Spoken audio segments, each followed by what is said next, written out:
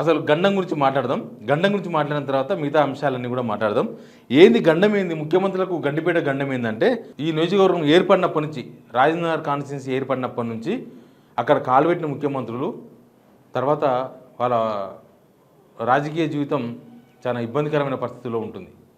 ఎందుకు చెప్తున్నానంటే యాక్చువల్గా అప్పట్లో 2009 వైఎస్ రాజశేఖర రెడ్డి ఆడ ఇండ్ల పట్టాలు పంచడానికి పోయిండు. బండ్లగూడలో ఇండ్ల పట్టాలు పంచడానికి పోయిండు. పోయిన తర్వాత కొన్ని రోజులకే ఆయన చనిపోయిండు.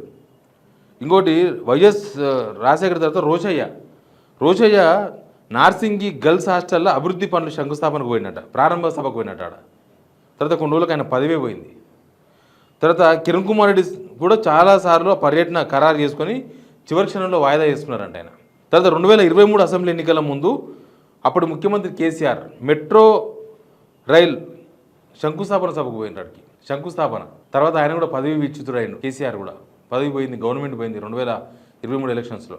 ఇప్పుడు రేవంత్ రెడ్డి పోయినాడికి కొంతమంది మాట్లాడుకుంటున్నారు కాంగ్రెస్ లీడర్లు ఏమవుతుందో అని. మొదలే మనదంతా గాలిలో దీపం లాక్కుంది వ్యవహారం, అసలు ఏం జరుగుతుంది అని. కాడికి వచ్చిన